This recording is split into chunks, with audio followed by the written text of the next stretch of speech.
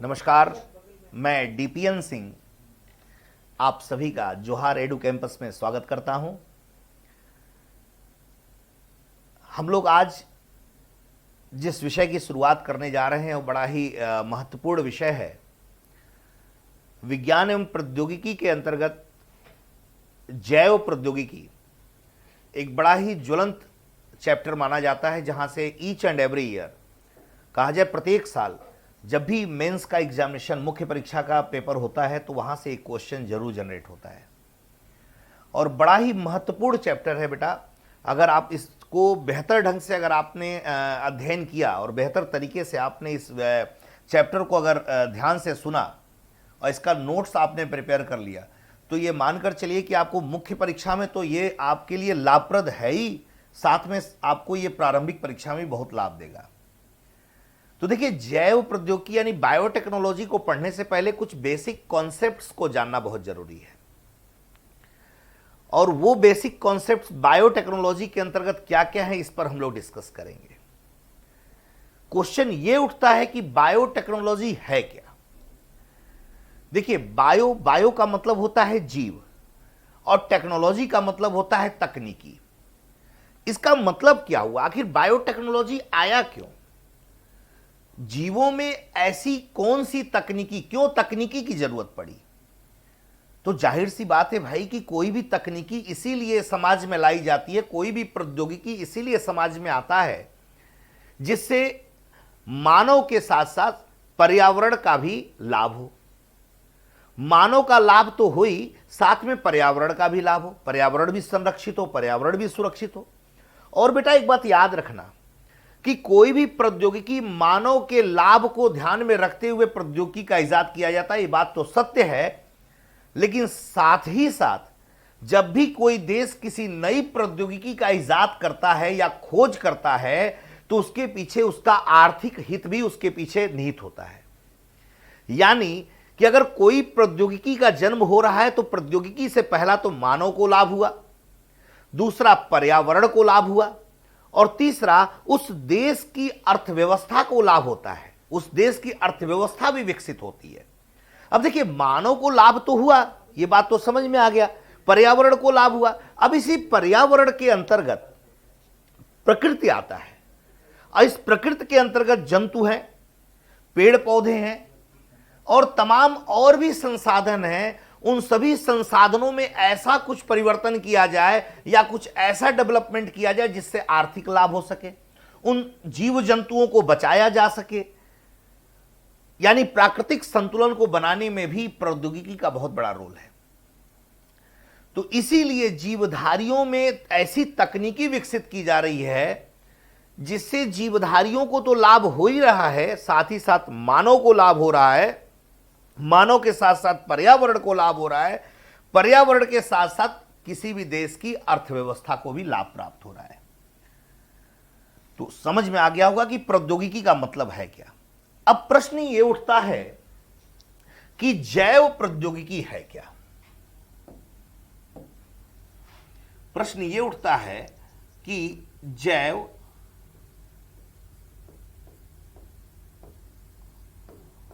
प्रौद्योगिकी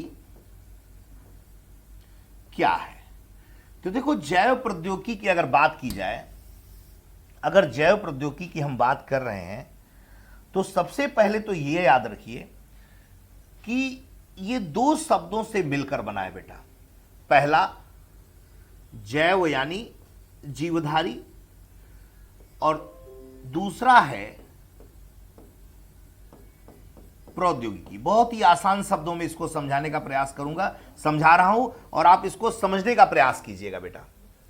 देखिए, इस जीव के अंदर ऐसी प्रौद्योगिकी डेवलप किया जाए, इस जीव के अंदर ऐसी प्रौद्योगिकी डेवलप किया जाए जिससे उस जीव के आनुवांशिक गुणों में वांछित परिवर्तन किया जा सके ध्यान दीजिएगा, मैंने कहा कि जैव प्रौद्योगिकी का मतलब बेटा यह होता है कि जीवों के अंदर प्रौद्योगिकी का विकास करना, और जीवों के अंदर जो प्रौद्योगिकी का विकास हो रहा है आखिर किन उद्देश्यों के तहत हो रहा है? इस उद्देश्य के तहत हो रहा है कि जीवों के आनुवांशिक गुणों में वांछित परिवर्तन किया जा सके। वांछित का मतलब क्या होता है? अपनी इच्छानुसार किसी भी जीवधारी के जैविक संरचना में परिवर्तन किया जा सके। इसके लाभ अभी बताऊंगा क्या लाभ मिलेगा। और दूसरा जैव प्रौद्योगिकी का दूसरा लाभ क्या हुआ? दूसरा लाभ यह हुआ कि जो जीवधारियों के अंदर जो आनुवांशिक विकार है, आनुवांशिक विकार जिसको बोला जाता है बेटा जेनेटिक डिसऑर्डर को ठीक किया जा सके। यानी कि देखो बेटा, जैव प्रौद्योगिकी का वास्तविक मतलब क्या है? जैव प्रौद्योगिकी को इसलिए लाया गया कि किसी भी जीवधारी के आनुवांशिक गुणों में वांछित परिवर्तन किया जा सके, डिजायरेबल चेंज किया जा सके, अपनी इच्छानुसार उस जीवधारी के अंदर चेंजेस किए जा सके। दूसरा, जैव प्रौद्योगिकी को इसलिए लाया गया जिससे जो जेनेटिक डिसऑर्डर है, आनुवांशिक बीमारियां हैं, उन आनुवांशिक बीमारियों को ठीक किया जा सके। तो जैव प्रौद्योगिकी का मतलब यह हुआ कि एक ऐसी प्रौद्योगिकी जिसके मदद से हम आनुवांशिक बीमारियों को ठीक कर सकें, एक ऐसी प्रौद्योगिकी जिसकी मदद से हम किसी भी जीवधारी के आनुवांशिक गुणों में वांछित परिवर्तन कर सकें। आशा करते हैं बेटा ये बात आप सभी लोगों को समझ में आ गई होगी। अब प्रश्न ये उठता है कि इस जैव प्रौद्योगिकी में किसका प्रयोग करते हैं और क्यों करते हैं? याद रखिएगा, ये बहुत, इसमें कोई बाहर से कोई ऐसी चीजें नहीं लाई जाती हैं। ये सब जीवधारियों को ही प्रयोग किया जाता है। जीवधारियों के अंश को ही प्रयोग करते हैं और उन्हीं जीवधारियों के अंश को प्रयोग करके जीवधारियों के अंदर डेवलपमेंट करते हैं। आई बात समझ में? जैसे मान लीजिए कि पादप है, जैसे मान लीजिए जंतु है, जैसे मान लीजिए सूक्ष्म जीव है। तो कहने का मतलब मेरे ये है कि इन्हीं पादप, जंतु और सूक्ष्म जीव का उपयोग करके मानव के लिए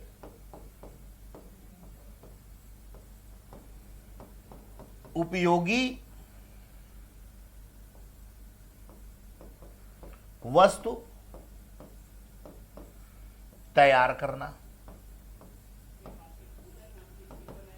कह रहा हूं कि जैसे जैव प्रौद्योगिकी का मतलब यह हुआ कि ऐसी प्रौद्योगिकी जिसमें पादप का प्रयोग करके, जंतुओं का प्रयोग करके, सूक्ष्म जीवों का प्रयोग करके उसके लिए मानव के लिए उपयोगी वस्तु तैयार करना। तो जिस प्रौद्योगिकी के द्वारा यह संभव होता है उसे जैव प्रौद्योगिकी के नाम से जाना जाता है। अब देखो बेटा, कुछ इसमें बेसिक कॉन्सेप्ट हैं, बेसिक बातें हैं, उसको जानना बहुत जरूरी है। और वो बेसिक बातें क्या हैं? अब हमने बोला कि आनुवांशिक गुणों में परिवर्तन और अपनी इच्छानुसार आनुवांशिक गुणों में परिवर्तन करना और आनुवांशिक बीमारियों को ठीक करने की प्रौद्योगिकी जैव प्रौद्योगिकी कहलाती है। अब इस जैव प्रौद्योगिकी के अंतर्गत कौन कौन से क्षेत्र आते हैं? तो बेटा जैव प्रौद्योगिकी के अंतर्गत बहुत सारे क्षेत्र हैं। जैव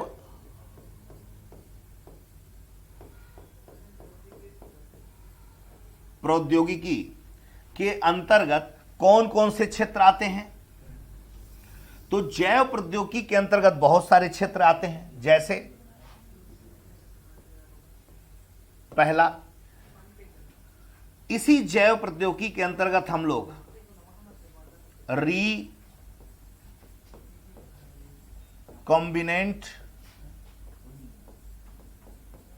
डीएनए टेक्नोलॉजी आता है। इसी जैव प्रौद्योगिकी के अंतर्गत क्लोनिंग आता है। इसी जैव प्रौद्योगिकी के अंतर्गत स्टेम सेल क्या होता है, इसके बारे में जैव प्रौद्योगिकी का ये एक क्षेत्र माना जाता है। यही जो जैव प्रौद्योगिकी है, जैव प्रौद्योगिकी का एक क्षेत्र है जिसे सेरोगेसी कहा जाता है। साथ में जैव प्रौद्योगिकी के अंतर्गत इन विट्रो फर्टिलाइजेशन के बारे में हम लोग पढ़ते हैं। इसी जैव प्रौद्योगिकी के अंतर्गत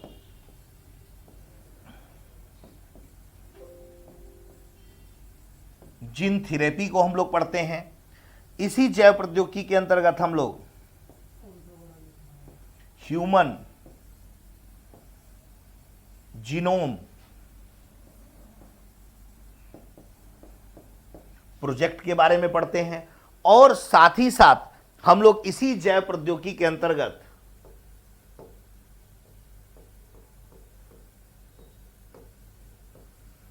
एंजाइम प्रोडक्शन के बारे में पढ़ते हैं। एंजाइम प्रोडक्शन के साथ साथ वैक्सीन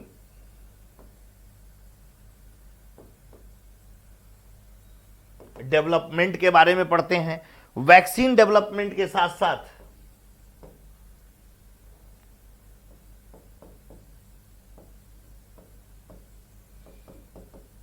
इम्यूनिटी के बारे में पढ़ते हैं। ये कुछ एरियाज हैं बेटा, जिन एरियाज को हम लोग जैव प्रौद्योगिकी के अंतर्गत पढ़ेंगे। तो जैव प्रौद्योगिकी के अंतर्गत हम लोगों ने देखा कि रिकॉम्बिनेंट डीएनए टेक्नोलॉजी के बारे में जानकारी प्राप्त करेंगे, क्लोनिंग के बारे में जानकारी प्राप्त करेंगे, स्टेम सेल क्या होता है, सेरोगेसी या इन विट्रो फर्टिलाइजेशन क्या होता है, जीन थेरेपी क्या होता है, ह्यूमन जीनोम प्रोजेक्ट क्या होता है, एंजाइम प्रोडक्शन, वैक्सीन डेवलपमेंट और इम्यूनिटी क्या होता है इत्यादि। इन सब क्षेत्रों के अंतर्गत, इन सब क्षेत्रों में हम लोग जैव प्रौद्योगिकी का उपयोग करते हैं। अब बेटा इनको जानने के लिए आपको कुछ बेसिक चीजें जानना बहुत जरूरी है। और वो बेसिक बातें क्या हैं? वो बेसिक बातें आपकी जो हैं, जैसे मान लीजिए कि सेल क्या होता है, सेल के अंदर न्यूक्लियस क्या होता है, सेल के अंदर जो डीएनए, आरएनए, जीन ये क्या होते हैं, साथ ही साथ सेल के अंदर जो ये माइटोकॉन्ड्रिया होता है ये क्या होता है। ये कुछ बेसिक बातें हैं बेटा, बेसिक चीजें हैं जिनको जानना आपको जरूरी है। अगर आप इनको जान लेंगे तो आपको जब आगे रिकॉम्बिनेंट डीएनए टेक्नोलॉजी जब आपको पढ़ाया जाएगा तो आपको अच्छी तरीके से समझ में आएगा कि डीएनए होता क्या है, जीन होता क्या है, माइटोकॉन्ड्रिया होता क्या है। तो इन बेसिक कॉन्सेप्ट पे थोड़ा सा हम लोग डिस्कस कर लेते हैं। देखो बेटा, जैसे मान लो कि ये कोई सेल है। सेल के बारे में आप सब जानते होंगे कि सेल जो होता है, cell is the smallest unit of life and cell is the structural and functional unit of life. You well known, आप अच्छी तरीके से जानते हैं कि कोशिका जीवन की सबसे सूक्ष्मतम इकाई होती है, कोशिका जीवन की संरचनात्मक और क्रियात्मक इकाई है। और आप ये भी पढ़े होंगे आप लोग प्रारंभिक परीक्षा में कि कोशिकाएं दो प्रकार की होती हैं, प्रोकैरियोटिक सेल और यूकैरियोटिक सेल। प्रोकैरियोटिक सेल और यूकैरियोटिक सेल में क्या डिफरेंसेस हैं ये इस मुख्य परीक्षा में मैं डिस्कस नहीं करूंगा, आप जानते होंगे। मैं मुख्य बिंदु पर आता हूं, मेन पॉइंट्स पर आता हूं कि इस सेल के अंदर आप न्यूक्लियस पढ़े होंगे। आखिर वो न्यूक्लियस होता क्या है, उस न्यूक्लियस के अंदर वो क्या विशेषताएं होती हैं जिनका उपयोग हम लोग जैव प्रौद्योगिकी के क्षेत्र में करते हैं। ये डीएनए और आरएनए क्या होता है, जीन क्या होता है और ये माइटोकॉन्ड्रिया क्या होता है, इनके बारे में थोड़ी थोड़ी जानकारी हम लोग प्राप्त करेंगे। बाकी सेल आप लोगों ने प्रारंभिक परीक्षा में बहुत डिटेल में आप लोगों ने पढ़ा होगा। तो बेटा देख लो, जैसे मान लो कि ये सेल है, सेल है तो सेल के अंदर बहुत सारे सेल ऑर्गेनेल्स पाए जाते हैं। इस सेल के अंदर बहुत सारे सेल ऑर्गेनेल्स पाए जाते हैं। उसी के अंतर्गत सेल के अंदर एक स्ट्रक्चर होता है जिसे कहा जाता है न्यूक्लियस। बेटा क्या कहते हैं? न्यूक्लियस। इसे केंद्रक कहा जाता है। न्यूक्लियस जो इस पूरे कोशिका को नियंत्रित करने का कार्य करता है। और इसी के अंदर बेटा जो ये सेल है इसी के अंदर एक जाल की तरह स्ट्रक्चर पाया जाता है। ये जो जाल की तरह स्ट्रक्चर होता है ना बेटा, ये कुछ और नहीं, इसे बोला जाता है क्रोमेटीन मटेरियल। क्या कहते हैं? Chromatin material. क्रोमेटीन मटेरियल कहा जाता है बेटा, इसे क्रोमेटीन मटेरियल कहते हैं। हिंदी में इसे कहा जाता है गुणसूत्रीय पदार्थ। क्या कहते हैं? गुणसूत्रीय पदार्थ कहा जाता है। अभी मैं आप लोगों को बताऊंगा बेटा कि ये गुणसूत्रीय पदार्थ होता क्या है। थोड़ा सा पहले इसको समझ लीजिए। तो ये न्यूक्लियस है, न्यूक्लियस के अंदर ये गुणसूत्रीय पदार्थ होता है और इसी के अंदर, इस न्यूक्लियस के अंदर आपको कुछ तरल पदार्थ पाया जाता है जिसे कहा जाता है न्यूक्लियोप्लाज्म। न्यूक्लियोप्लाज्म कहते हैं, इसे कहते हैं न्यूक्लियोप्लाज्म, यानी हिंदी में इसे कहा जाता है केंद्रक द्रव्य कहते हैं। एक तरल पदार्थ जो केंद्रक के अंदर है उसे केंद्रक द्रव्य कहते हैं। अब इस सेल के अंदर ये तरल पदार्थ एक पाया जाता है, तो जो सेल के अंदर जो तरल पदार्थ पाया जाता है उसे बेटा बोला जाता है कोशिका द्रव्य। उसे क्या कहते हैं? कोशिका द्रव्य कहते हैं। कोशिका द्रव्य यानी इंग्लिश में इसे कहा जाता है साइटोप्लाज्म कहते हैं। साइटोप्लाज्म कहते हैं। एक चीज याद रखना कि ये साइटोप्लाज्म और न्यूक्लियोप्लाज्म यानी कोशिका द्रव्य और केंद्रक द्रव्य दोनों जब आपस में मिलते हैं तो दोनों मिलकर प्रोटोप्लाज्म बनाते हैं, जीव द्रव्य कहा जाता है। और ये दोनों मिलकर जीव द्रव्य का निर्माण करते हैं। और आप लोग को एक बात बता दूं कि जीव द्रव्य जीवन का भौतिक आधार होता है। It is a physical basis of life. इसे फिजिकल बेसिस ऑफ लाइफ क्यों कहते हैं प्रोटोप्लाज्म को? ये दोनों मिलकर क्या बनाते हैं बेटा, याद रखिएगा, ये दोनों मिलकर बनाते हैं, ये जानकारी के लिए बता रहा हूं आप लोग को, प्रोटोप्लाज्म कहते हैं। प्रोटोप्लाज्म यानी इसको कहा जाता है जीव द्रव्य कहा जाता है। और जीव द्रव्य जो होता है जीवन का भौतिक आधार होता है। इसे बोलते हैं फिजिकल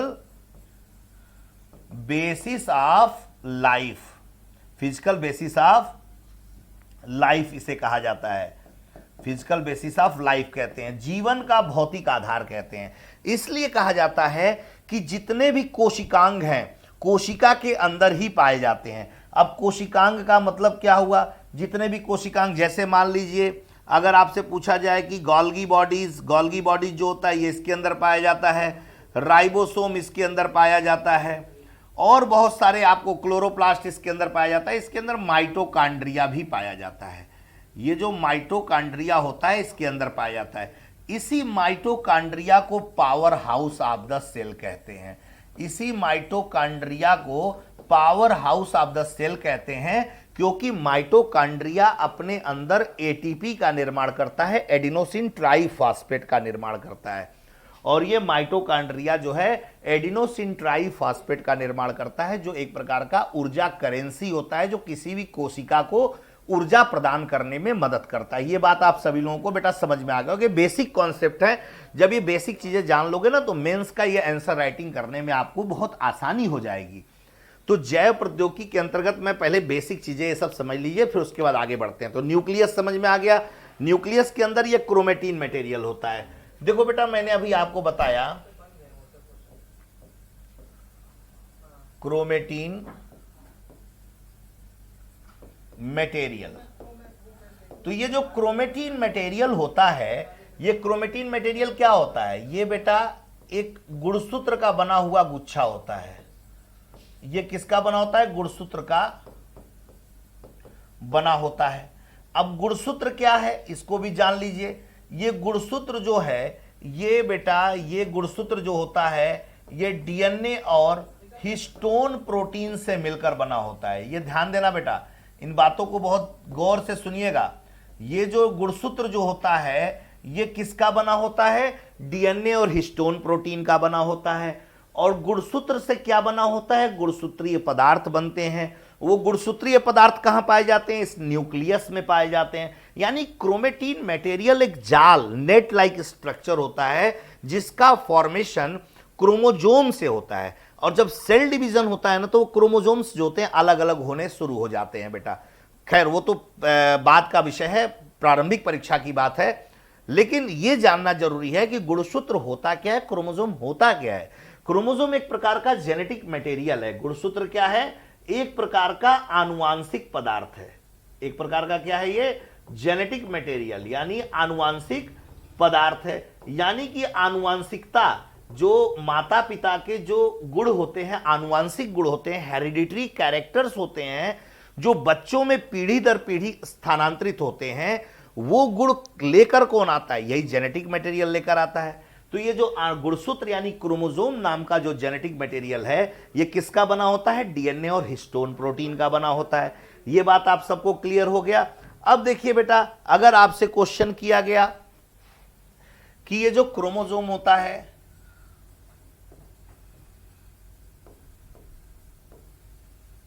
ये जो क्रोमोसोम होता है ये किसका बना होता है? तो क्रोमोसोम होता है तो ये मैंने आपको बताया कि डीएनए और हिस्टोन प्रोटीन का बना होता है। एक प्रोटीन होता है जिसका नाम है हिस्टोन प्रोटीन प्लस डीएनए, इसका बना होता है। अब ये जो क्रोमोसोम होता है, क्रोमोसोम की खोज किसने किया है? तो chromosome was discovered by Strasburger. Chromosome की खोज किसने किया है? स्ट्रासबर्गर ने किया है, स्ट्रासबर्गर ने। और क्रोमोसोम नाम किसने दिया है? क्रोमोसोम नाम किसने दिया है? क्रोमोसोम नाम पूछा जाएगा तो क्रोमोसोम नाम दिया है वाल्डेयर ने। ये तो मैं आपको जानकारी के लिए बात बता दिया। और अभी मैंने बताया कि क्रोमोसोम में डीएनए के बिना क्रोमोसोम का फॉर्मेशन संभव नहीं है। क्वेश्चन ये अराइज होता है कि सर डीएनए क्या है, तो ये भी जानना बहुत जरूरी है।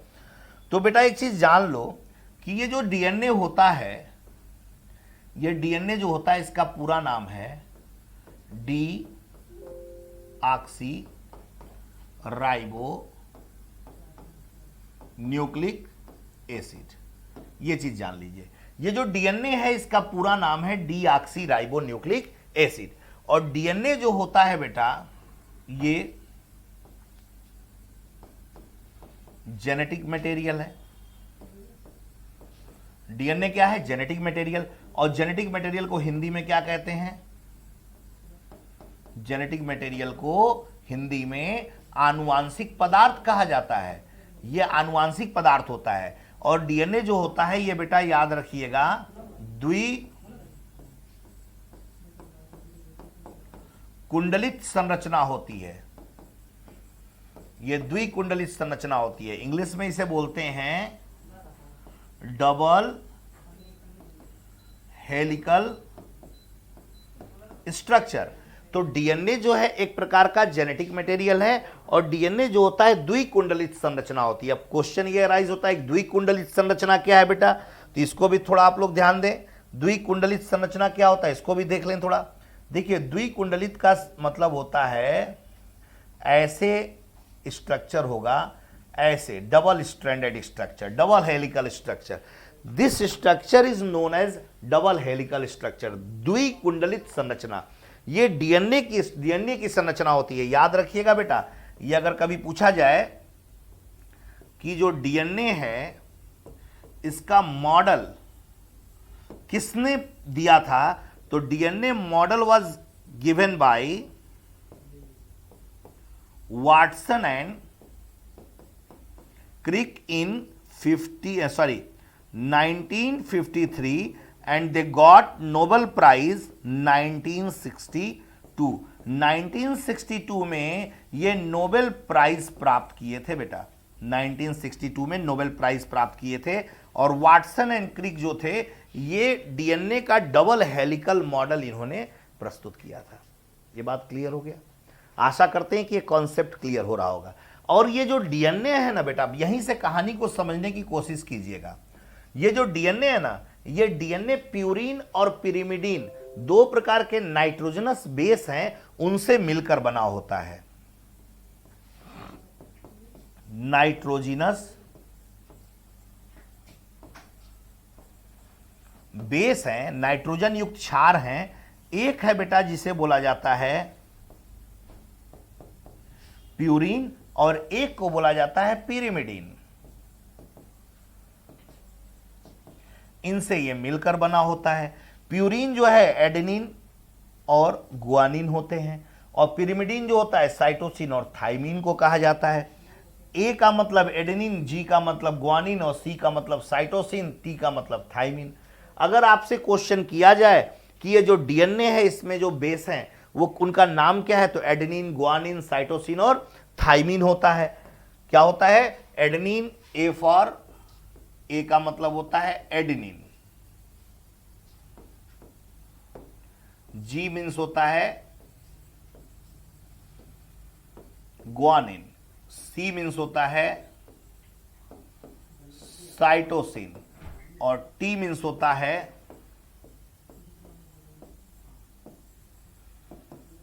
थाइमिन। तो ये जो एडेनिन, ग्वानिन, साइटोसिन और थाइमिन है बेटा, ये इन्हीं की मदद से जेनेटिक कोड तैयार होता है। बस एक चीज और क्या ऐड हो जाता है, आरएनए का यूरेसिल ऐड हो जाता है, और एक और होता है जो यूरेसिल होता है, ये यूरेसिल होता है, यह आरएनए में थाइमिन की जगह पाया जाता है।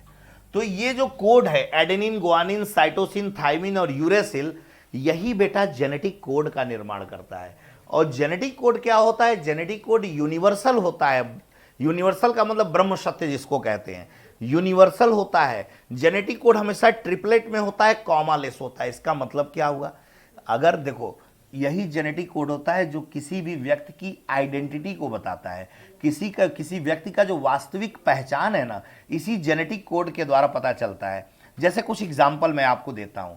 जैसे मान लीजिए कि कोई किसी के साथ लड़ाई हुआ और वो किसी व्यक्ति ने किसी का मर्डर कर दिया, और मर्डर कर दिया, तो उस दौरान जब लड़ाई होता है दो व्यक्तियों में, तो उसके ब्लड का अंश या हेयर बाल हो गया या उसका लार हो गया या ब्लड हो गया, ये कहीं ना कहीं वो अंश कहीं ना कहीं मिल जाता है। तो उस ब्लड के आधार पर उस जो अपराधी है उसका जब हम डीएनए जांच करेंगे तो वो पता चल जाएगा उस ब्लड के डीएनए से, उस ब्लड के जेनेटिक कोड से, कि इसका जेनेटिक कोड मैच कर रहा है, तो उस अपराधी को पकड़ा जा सकता है। एक और एग्जाम्पल देता हूं।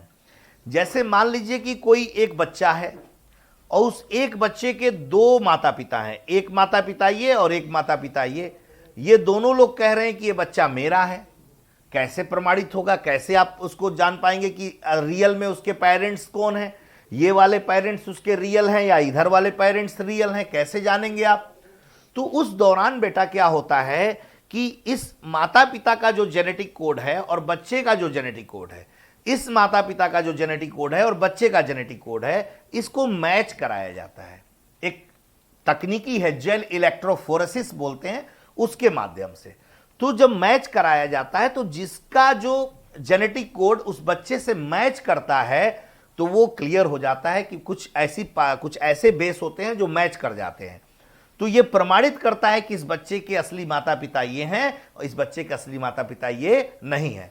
तो ये जेनेटिक कोड के आधार पर हम व्यक्ति की पहचान कर सकते हैं। यानी जेनेटिक कोड क्या है? हमारी रियल आइडेंटिटी को बताने वाला एक कहा जाए कि एक प्रोसेस है जो हमें यह बताता है कि हु आई एम, मैं कौन हूं, हमारी रियल आइडेंटिटी के बारे में वो बताता है। और जेनेटिक कोड कहां से हमें प्राप्त होता है बेटा? ये जेनेटिक कोड हमें डीएनए और आरएनए से प्राप्त होता है। डीएनए आरएनए में जो नाइट्रोजन युक्त क्षार हैं, एडेनिन, ग्वानिन, साइटोसिन और थाइमिन, और आरएनए में पाए जाने वाला यूरेसिल, उनके जेनेटिक कोड से प्राप्त होता है। अब देखो बेटा, इन्हीं जेनेटिक कोड में जो एडेनिन जो लिखा हुआ है, जैसे मान लीजिए adenine, uracil, guanine, cytosine, thymine, uracil, adenine, guanine, cytosine, thymine, uracil, adenine, मान लीजिए कोई जेनेटिक कोड है, ये जेनेटिक कोड है। अचानक अगर किसी कारणवश ये जो कोड है गायब हो जाए, बेस, या आके कोई अलग से कोई बेस आके जुड़ जाए, ध्यान देना बेटा, या तो कोई बेस गायब हो जाए या कोई बेस आके जुड़ जाए, तो इसी को बोला जाता है म्यूटेशन, उत्परिवर्तन। Sudden change in heritable character, आनुवांशिक लक्षणों में होने वाला अचानक होने वाला परिवर्तन। आनुवांशिक लक्षणों में अचानक होने वाला परिवर्तन उत्परिवर्तन कहलाता है। आजकल आप लोग सुन रहे होंगे बहुत ज्यादा कि जो कोविड-19 का जो वायरस है, कोरोना वायरस है, उस कोरोना वायरस ने अपना म्यूटेशन, अपना म्यूटेंट बदल दिया। क्या होता है म्यूटेंट बदलना? क्या है? यही जेनेटिक कोड बदल दे रहा है। और जब जेनेटिक कोड बदल दे रहा है तो जो प्रोसेस चल रहा है, जो डॉक्टर उसका मेडिसिन तैयार कर रहे हैं, तब तक जेनेटिक कोड बदल दिया, अब दूसरा मेडिसिन तैयार करिए, दूसरा प्रोसेस स्टार्ट हो जा रहा है। तो यानी सडन वो अपने अपने जेनेटिक कोड को बदल दे रहा है, यानी म्यूटेशन कर दे रहा है, उत्परिवर्तन कर दे रहा है। तो जब जेनेटिक कोड में जब उत्परिवर्तन हो जाएगा, जेनेटिक कोड में जब चेंजेस होगा, तो जल्दी बेटा किसी भी वायरस का जब जेनेटिक कोड बदलता है ना, तो वैक्सीन या उसकी मेडिसिन जल्दी तैयार नहीं हो पाती है। और यह भी अनुमान नहीं लगाया जा सकता है वो कितना खतरनाक है, कितना कम खतरनाक है, यह भी पता नहीं लगाया जा सकता है। तो कोरोना वायरस का हमेशा चेंजेस जो देखने को मिल रहा है, फर्स्ट फेज में आपने देखा, सेकेंड वेव आया तब देखा, अब थर्ड वेव आने के चांसेस बन रहे हैं। तो क्या चांसेस बन रहा है कि अपना म्यूटेंट चेंज कर देगा। क्या चीज चेंज करेगा? अपना जेनेटिक कोड चेंज करेगा। इसी पे रिसर्च चल रहा है बेटा, उसी के अकॉर्डिंग मेडिसिन तैयार होता है, उसी के अकॉर्डिंग वैक्सीन तैयार होता है। तब जाके मान लो उसके अकॉर्डिंग वैक्सीन तैयार हो गया, अब वो जेनेटिक कोड उसका दूसरा था, अब उसने अपने जेनेटिक कोड को बदल दिया, तब उसके वो वैक्सीन काम करेगा या नहीं करेगा, ये प्रश्न बन जाता है कि नहीं बन जाता है। तो यही जेनेटिक कोड होता है। तो जेनेटिक कोड क्या करता है? व्यक्ति की आइडेंटिटी को बताता है बेटा। तो डीएनए क्या है, इसके बारे में हम लोगों ने जाना। डीएनए में कौन सा नाइट्रोजनस बेस होता है, इसके बारे में जाना। तो अब देखो बेटा, अब ये जो आरएनए क्या है, इसको भी थोड़ा जान लीजिए। आरएनए जो होता है इसको बोला जाता है राइबो न्यूक्लिक एसिड। ये आरएनए जो होता है ये राइबो न्यूक्लिक एसिड होता है, और ये जो होता है लगभग सिंगल स्ट्रैंडेड होता है। सिंगल स्ट्रैंडेड का मतलब होता है एकल संरचना वाला होता है। आरएनए जो है ये भी एक प्रकार का जेनेटिक मटेरियल है। जेनेटिक मटेरियल यानी आनुवांशिक पदार्थ है बेटा। आरएनए भी एक प्रकार का आनुवांशिक पदार्थ है। ये प्रमाणित कहां से हुआ था, ऐसा क्वेश्चन आपके प्रारंभिक परीक्षा में पूछा जा सकता है। देखिए मुख्य परीक्षा में बताया जा रहा है, बायोटेक्नोलॉजी मैं पूरा पढ़ा रहा हूं, लेकिन बायोटेक्नोलॉजी को तभी आप बेहतर ढंग से समझ सकते हैं जब बायोटेक्नोलॉजी की कुछ टर्मिनोलॉजीज को आप बेहतर तरीके से जानें। जैसे क्रोमोसोम क्या होता है, डीएनए क्या होता है, आरएनए क्या होता है, जेनेटिक कोड क्या होता है। जब तक आप इनके बारे में नहीं जानेंगे तब तक आप बायोटेक्नोलॉजी को बेहतर तरीके से, उसमें होने वाले जो रिसर्च है या होने वाले जो इन्वेंशंस हैं उनके बारे में आपको जानकारी नहीं हो पाएगा। तो इन बेसिक को क्लियर कीजिए, फिर एक आपको बेहतर फॉर्मेट आपको मेंस का मैं दूंगा बायोटेक्नोलॉजी के अंतर्गत। तो ये जो आरएनए है राइबोन्यूक्लिक एसिड होता है, ये सिंगल स्ट्रैंडेड होता है। सिंगल स्ट्रैंडेड का मतलब क्या होता है ये भी जान लीजिए। सिंगल स्ट्रैंडेड का मतलब होता है ये सिंगल स्ट्रक्चर जिसमें एडेनिन, गुआनिन, साइटोसिन, लेकिन थाइमिन की जगह यूरेसिल जुड़ा होता है थाइमिन की जगह। ये सिंगल स्ट्रैंडेड स्ट्रक्चर होता है। ये जेनेटिक मटेरियल होता है, आनुवांशिक पदार्थ होता है। इसे कैसे प्रमाणित किया गया कि आरएनए भी एक जेनेटिक मटेरियल है? तो याद रखिएगा, आरएनए एक जेनेटिक मटेरियल है। इसे प्रमाणित किया गया टोबैको मोज़ेक वायरस के द्वारा, टीएमवी टोबैको, तंबाकू की पत्ती पर पाए जाने वाला एक वायरस है जिसमें आरएनए एक जेनेटिक मटेरियल के रूप में पाया जाता है। ऐसा प्रमाणित किया गया, तो इसलिए कहा गया कि RNA is also genetic material. तो आरएनए में कौन कौन से नाइट्रोजनस बेस होते हैं? नाइट्रोजनस बेस, नाइट्रोजन युक्त क्षार। जो आरएनए में जो नाइट्रोजन युक्त क्षार पाए जाते हैं वो कौन कौन से होते हैं? एडेनिन होता है, ग्वानिन होता है, साइटोसिन होता है, और बेटा थाइमिन की जगह यूरेसिल होता है। थाइमिन की जगह यूरेसिल होता है। तो ये आरएनए में नाइट्रोजन युक्त क्षार होते हैं, एडेनिन, ग्वानिन, साइटोसिन और यूरेसिल होता है। थाइमिन नहीं पाया जाता, इस बात को याद रखिएगा। ये आरएनए जो होता है ये 3 प्रकार के होते हैं। आरएनए के जो टाइप्स हैं, आरएनए जो है ये 3 प्रकार का होता है। आरएनए जो 3 प्रकार के होते हैं वो कौन कौन से होते हैं? एक होता है एमआरएनए, एक होता है टीआरएनए, एक होता है आरआरएनए। अब इसको पूरा नाम आप सबको पता होगा। एम मतलब मैसेंजर आरएनए,